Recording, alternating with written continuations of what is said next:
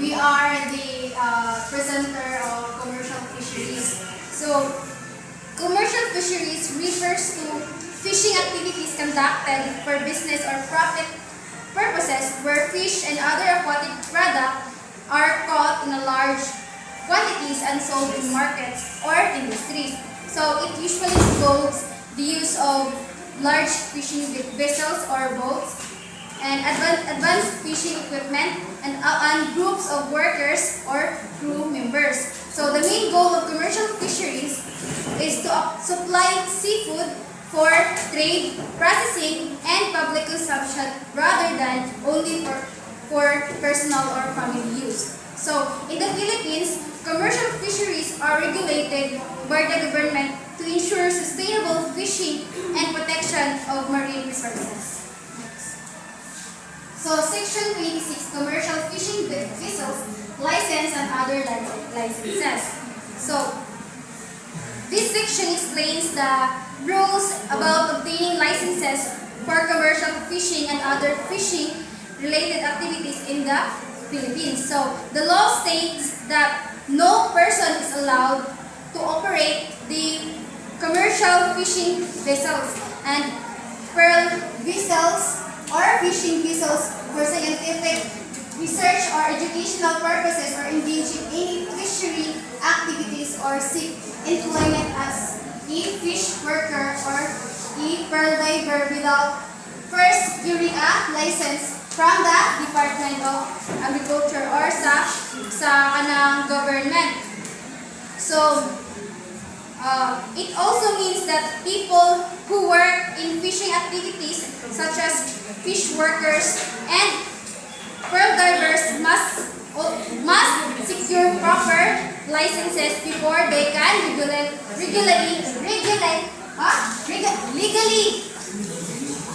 legally work. So, important points of this section is license requirement. So, anyone involved in commercial fishing operators or operations must first obtain the license from the government. So, foreign or local vessels used for scientific or educational research may not need a license if they are covered by an international agreement signed by the Philippines. So, who are considered as a fisher folk. So, crew members of commercial fishing vessels are considered fisher folk. So, except a licensed officer such as the patrons or skippers and marine engineers, radio operators, and also the cooks. So, skippers or master of fishers are required to undergo orientation or training about identifying fish caught through legal fishing methods before receiving their licenses. So, large fishing area restriction, commercial fishing vessels are only allowed to operate in the Philippine waters that are 7 or more fathoms deep. So, the deep must be certified by NAMRIA. So, NAMRIA is the National Mapping and Resource Information Authority. The purpose of this law is to regulate the commercial fishing activities, ensure the fishers and vessels are properly licensed and trained, and help protect marine resources from illegal and destructive fishing practices. And that's all. Alright, good morning everyone. So my topic is just a continuation to Ms. Annaline's report. Now, section 27. Persons eligible for commercial fishing vessel license. So, ang mga person nga kana eligible lang sa pagkuha og kanang license sa fishing vessel. So, state na rin nga, no commercial fishing vessel license shall be issued except to citizens of the Philippines, partnerships or to associations, cooperatives or corporations duly registered in the Philippines at least 60% of the capital stock of which is owned by Filipino citizens. So, state diri ang dili makakuha o kana ang fishing vessel license kung dili ka Filipino citizen. Kanang dapat tintahay parihaan kinahanglan ng mga corporations or mga kanaang cooperatives association na mga fishing vessel. Kinahanglan nga 60% ana is ang nanag-iya is mga Filipinos, dili ang mga foreign. Then, no person to whom a license has been issued shall sell, transfer, or assign directly or indirectly his stock or interest therein to any person not qualified to hold a license. So, gi-state diri ang dili nimo pwede nga ihatag or imong ibaligya ang imong license sa kanaang mga foreign nga mga people. Dapat kanaang sa kuan ra gajud, kanaang dapat Filipino citizen ra gajud. Kay kanaang giingon din ang kanaang dili effective ang kanaang kuan ang license kung dili gyud ka Filipino citizen. Mao nang bawal gyud nimo siya ibaligya. Then any such transfer, sale, or assignment shall be null and void and shall not be registered in the books of the association, cooperative, or corporation. Just like what I've said earlier nga, kanaang ma-void ra gihapon or dili gihapon ma-register kung imong ibaligya sa lain. Then, for purposes of commercial fishing, fishing vessels owned by citizens of the Philippines, partnerships, corporations, cooperatives, or associations qualified under this section shall secure certificates of the Philippine Registry and such other documents as are necessary for fishing operations from the concerned agencies, provided that the commercial fishing vessel license shall be valid for a period to be determined by the department. So, ang kanaang commercial license is kinahanglan na mag-secure ka o certificate of the Philippine Registry para makakuan ka og license sa commercial fishing vessel. And that's all. Thank you for listening. So good morning everyone. So my topic is all about the section 28 commercial fishing vessel registration. So the registration, documentation, inspection, and manning of the operations of all types of fishing vessel flying Philippines water shall be in accordance with law, rules, and regulations. So this law or this section states that all commercial fishing boats in the Philippines must be properly registered with the law and follow the law. First is ang registration. So, every fishing boat must be officially registered or nakalist sila sa Philippine government. And also, documentation, make sure na every boat is nasa right papers or documentations para ma-prove na ang ilang ginagamit na boat is legal to operate. And also, inspection is ang mga authorities is mag-check sila if ang boat ba is kuan ba siya, safe ba siya to operate, and namit ba niya ang standard sa law and regulation dali sa government sa Philippines. And also, manning is make sure nga ang nag-operate or ang crew dira sa nag-operate sa boat is must be qualified and follows the rules nga gikuan sa Philippines government. So in short, that kinis nga law is tanan boat nga magkuan sa business without government approval and compliance with regulation. So it is about safety, legality, and proper management of fishing in the Philippines waters. So that's all. So this is the continuation of section 28. My topic is all about section 29. Registration and licensing of fishing gears used in commercial fishing. So before a commercial fishing vessel holding a commercial fishing vessel license, they begin fishing operations in Philippine waters. And fishing gear it will utilize in fishing shall be registered and license granted therefore. So after nga ma-register ang fishing vessels, kailangan po sa fishermen nga i-register nila ang ilang fishing gears para nga mahimo nga legal ang ilang himo nga pagpangisda mangisda. Kay isa po dani, kailangan nga pag ma-register na ang imong fishing vessel, nanakay mahawiran nga fishing vessel license and also fishing gear license para nga legal ka nga mangisda. Kung ang imong pamangis sa pangisda is commercial, maligya. So the department shall promulgate guidelines to implement this provision within 60 days from approval of this code. So after na ma-approve ni siya ng kaninga rule or kaninga law, nakuha na siya na na-implement to pinagis sa katong fisheries and administrative order. So mao na siya ang isang law para nga mahimo nga makapangisda ang mga fisher folks. Section 30, renewal of commercial boat license. The commercial fishing boat license shall be renewed every 3 years. So the owner or the operator of fishing vessel has a period of 60 days prior to the expiration of the license within which to renew the same. So sa renewal of commercial boat license, kaya maka-renew 3 years. So next is kung ma-expire na mo fishing license, kailangan din mo 60 days na prior mo. So sa 60 days, din mo chance na mag-renew sa mo license. Kung mo yan na renew, cancel rin.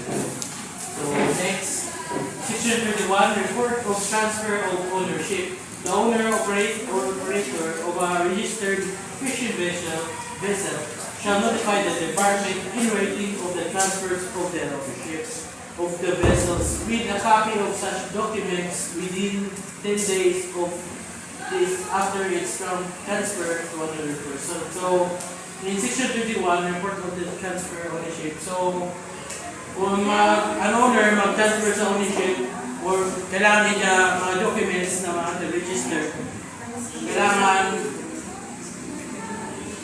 ma-apply niya 10 days para successful na transfer. Kung hindi ma-successful, hindi ma-transfer sa ang previous owner. Naturihan po siya niya yung owner. So, kailangan yun. So, everyone, good morning Morning, class. sir! So, our topic for today is all about section 32, fishing by Philippine commercial fishing fleet in international waters. So, this talks about mga fishing large vehicle, commercial vehicle, fishing vehicle no naga-fish in international international nga ocean. So, let's proceed. So, fishing vessels of Philippine registry may operate in international waters or waters of other countries which allow such fishing operations. So, ang mga fishing vehicles sa Philippines, pwede sila mo-operate daw sa mga international waters which is sa mga kalain-laing nasod nga sakop dito depende kung naa sila ay kanang mga permit nga ba. So, matakot ka na karon. So, provided so that they comply with the safety, manning, and other requirements of the Philippine Coast Guard, Marine Industries Authority, and other agencies concerned. Provided, however, that they are secure an international fishing permit as I mentioned earlier, dapat na sila ay permit o fish in that particular water, international water. So, and certificate of clearance from the department. So, dapat na sila nga na before sila magkanda o fishing operation internationally. So, provided further that the fish caught by such vessel shall be considered as caught in Philippine water and therefore not subject to all import duties and taxes only when the same is landed in duly designated fish landings and fish ports in the Philippines. So,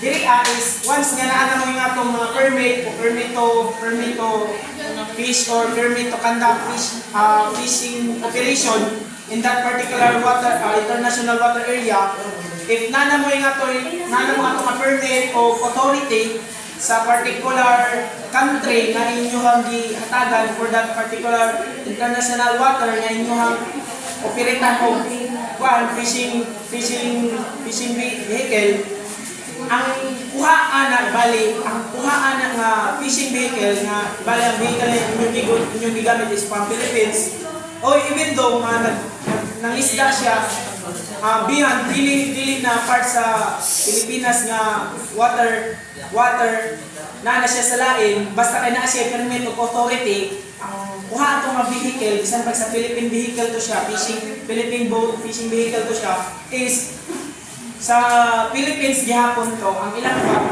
kuha na secured as Philippine ko o mga Philippine nga kuha sa mga Pilipinas na siya nga kuha. O para dito is maligaya nila nga ang tax dili mabawas, but only if kung ang mga vehicle is nagland siya sa port nga under sa Philippines. Kaya kung magland na siya sa port nga dili under sa Philippines, dito na din musod ang taxes sa country nga imo ang sa country international water dito sa country nga inyong gikandakan og fishing operation. So dapat ang katong, although ang kuha ninyo nga isda is from considered siya or secured siya as Philippine ko, but if ang inyong vehicle is mulan siya sa fish port na dili registered in Philippines, dili siya sa Pilipinas, is dito na lang musod ang tax. But kung sa Philippine port ra gihapon ka musuyod, is secured gyapon na siya, walay tax nga may tawag ka gikan sa lain nga country. So let's proceed.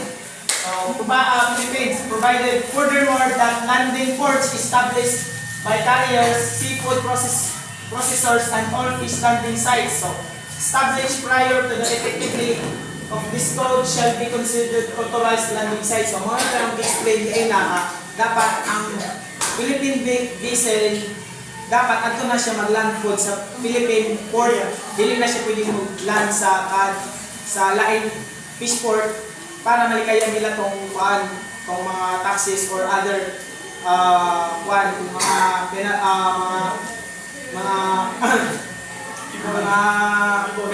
rules and regulations sa other country. So paano ba dito is sa panang international waters is dapat before ang Philippines kibali kita Pilipinas, before ta mo mukandang og fishing operation in international waters nga dili na ato or ang international nga na siya, dapat kumpleto ta sa standard based sa country nga atong sa country kan international water nga naka-under na country, dapat nakasunod ta sa standard o regulation nga naa sa ila din maghatag ta og mga permit and authorization to conduct fishing operation in that particular area. And I think that would be all for my In Section 33, before ta mag-import of mga fishing vessels from other country to our country or before ta mag-build og fishing boat, need na to og approval from Department of Fisheries. So ang purpose ani is to regulate the fishing activities and prevent overfishing and illegal fishing. So sa Section 34 no, nakabutang dito ana ang government is dapat maghatag sila og full support para sa mga small scale fishermen no, pinaagi sa financial assistance o pagpa-avail sila og loans. And lastly is pag-implement og kanang training programs para mas ma-improve ang ilahang skills and knowledge about business. So ang goal ani no is para gyud dili lang about sa livelihood sa usa ka fisherman og about sa reduce sa ilahang pagpangisda, but para pud mas makuan kung naa ba sila ginansya or mas dako ba sila og ginansya sa kana na negosyo. So that's all, thank you. Good morning everyone, this is the conclusion. So Section 35, incentives for commercial fishers to the fish border into the exclusive economic zone. So, ang diri sa Section 35 is mo siya ang legal na provision na nag-offer siya og extra na financial and tax benefits sa mga commercial fishing operators. And also, sa Section 35, ang iyang main goal is para ma-encourage them nga mo-fish bitaw sila sa mga deeper parts sa exclusive economic zone or sa EEZ, which is kanang or even beyond nga part, and also instead nga just naara sa nearer sa coast. And also these incentives are added siya para sa mga type of benefits nga they can already get from the Board of Investment or sa BOI.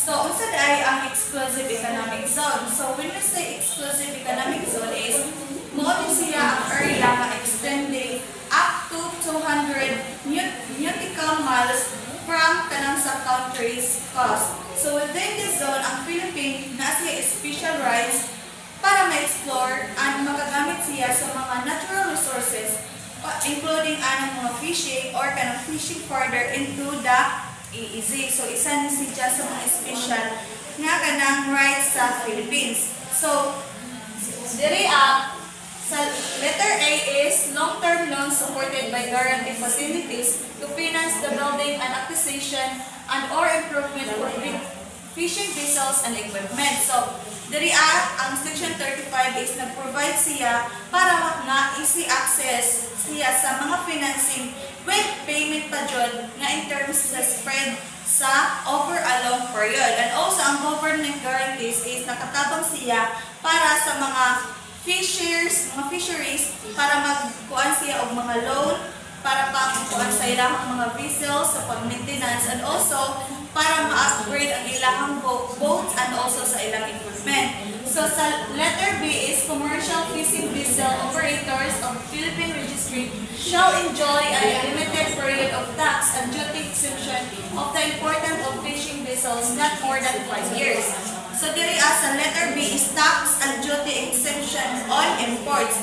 So ang Philippines daw is dapat ang registered operators are exempt siya from the taxes and mga custom duties with imported boats over ang maximum niya is 5 years up. And also the gear, ang specific duration and rules will be set within 90 days.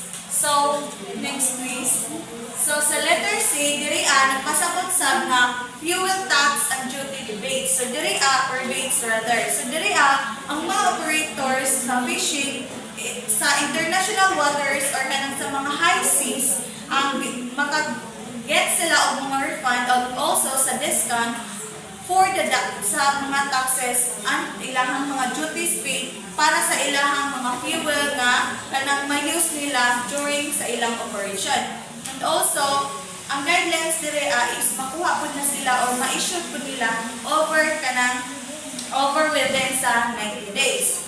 And lastly, sa letter D is all applicable incentives available under the Opsimus Investment Code of 1987. So diri ang mga operators can also kanang mag-enjoy sila all other nga mga business nga mga incentives na gina-offer nila sa ilang under sa ilang existing nga investment nga makatabang sa ilaha sa pag-operate sa ilang mga vessels. And also, in section 35 is mag-provide po sila og mga projects nga dapat is ma-registered ang ilahang mga vessels or mga boats na ginagamit para makakuha sila ani sa section 35 na mga investment na ilang gamiton sa ilahang operation. So that's all. Thank you. Everyone, so the five sections ako is sa section 36 and section 37. So first, we have the section 36 about complement of fishing vessels. Every commercial fishing vessels in Philippine registry actually operated shall be manned in accordance with the requirements of the Philippine Maritime Marine Rules and Regulations. So this section means that ang tanan commercial fishing daw both in the Philippines dapat na ay correct na number of workers or mga crew members while operating. So, ang kanikod ng mga crew members dapat ginapollow nila ang standard of the Philippine Merchant Marine Rules. And also, ginapollow nila para sa regarding sa safety, duties, and qualification of the crew members. As to the section 37 about medical supplies and life-saving devices, all fishing vessels shall be provided with adequate medical supplies and life-saving devices to be determined by the Occupational Safety and Health Center. So provided that the fishing vessels of 20 gross tons or more shall have as a member of its crew a person qualified as a first aider, duly certified by the Philippine National Red Cross. So as for this section, it means that ang talang fishing vessel sa Philippines dapat na din ginacarry ng mga medical supplies and safety equipment para maprotektahan ang mga crew kung na ay mga unexpected na mga emergencies nga mahitabo during sa operations. So ang sa mga medical supplies, dapat na sila yung mga first aid kits, life jackets, and also lifeboats or flotation devices.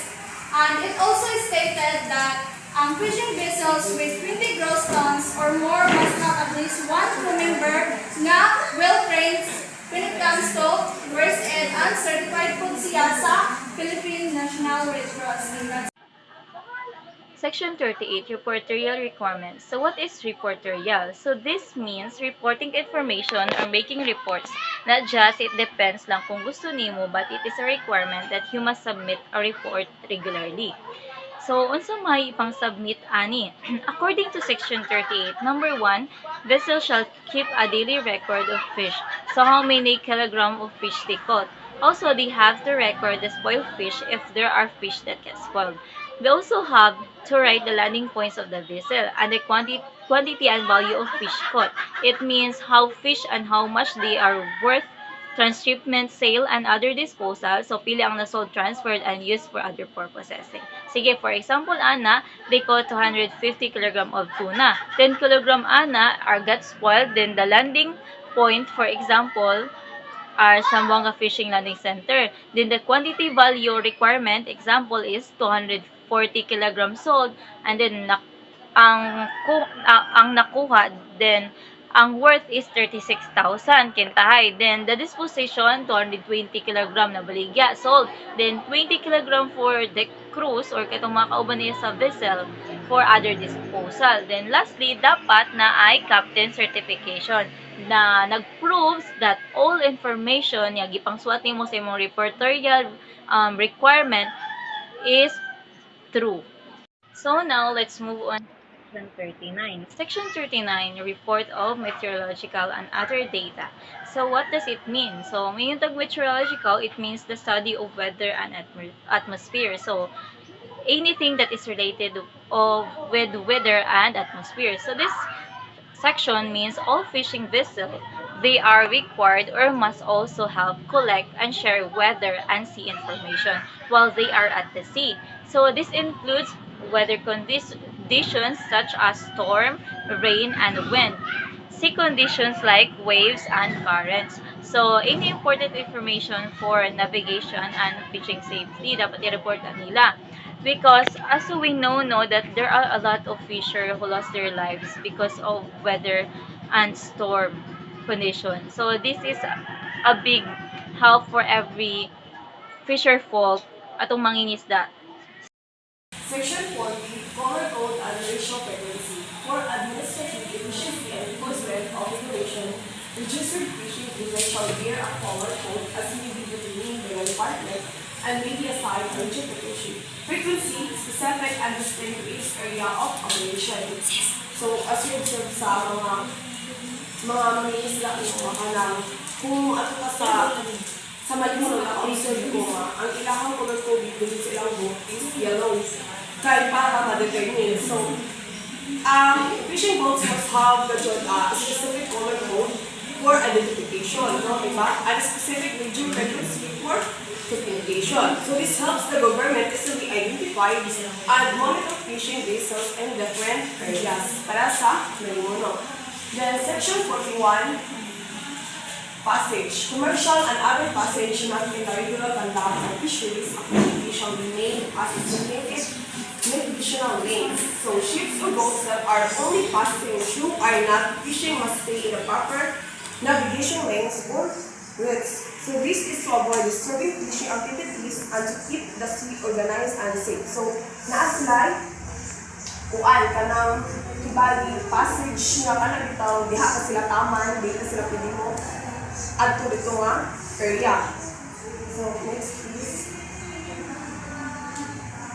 Section 42, transshipment, foreign fishing vessels, wishing to avail of land, air, and sea facilities available in the Philippines to transport fishery products which are sold outside Philippine territorial waters to its final destination shall fall only at duly designated government-owned or controlled regional fish port complexes after securing clearance from the department. So fishing vessels are allowed to use radio communication equipment. So, but they must follow the rules set by the department and the National Telecommunication Commission. Each fishing area will also have its own assigned radio frequency to avoid communication problems. So, kamali mga taan ako sa radio frequency. Kanang itong ginagamit sa mga tanong na to. Di ba, mga frequency na ginagamit sa radio. So, need na siya para makipag-communicate. And that's all. So good morning everyone. This is the continuation of Erica Cadavero report. So I am here in section 43, which is the operation of radio communication facilities on board fishing vessels. The department shall promulgate guidelines in the operation of radio communication facilities on board fishing vessels and the assignment of radio frequencies specific and distinct area of operation in coordination with the National Telecommunication Commission. So, di ba ang both Manila is dapat na ay atong radio in order so safe nila, then di ba allow kabay sila naila clear guidelines kung naila radio. So, in short, fishing boats must have proper radio setups using specific legal channels approved by both the Fisheries Department and the NTC. When we say NTC, it is the National Telecommunication Commission. So, they can stay in touch safely without interfering with other radio networks. So, next is, can you please, so sa section 44 is use of super light. The number and wattage of super lights used in commercial fishing vessels shall be regulated by the department, provided that the use of super light is banned within municipal waters and bays. So, di ba na-mention ni Sir na pag ang boat is nailalike, which is dapat ang boat na ilakuan is parehas na sila ng kakusugon. Dili kay ang diriya sa pikas grabe kasiga, ang diriya is dili kay ang mahitabo mangudan na adto mo attract ang mga fish dito as sa isa, then wayay ko ang diriya sa pikas. So, in short, commercial boats can use bright lights to attract fish out in the deep ocean, but the government controls how bright they can be. So they are never allowed to use them near the shores, bays, or municipal waters to protect young fish and local fisheries. So that's all. Thank you.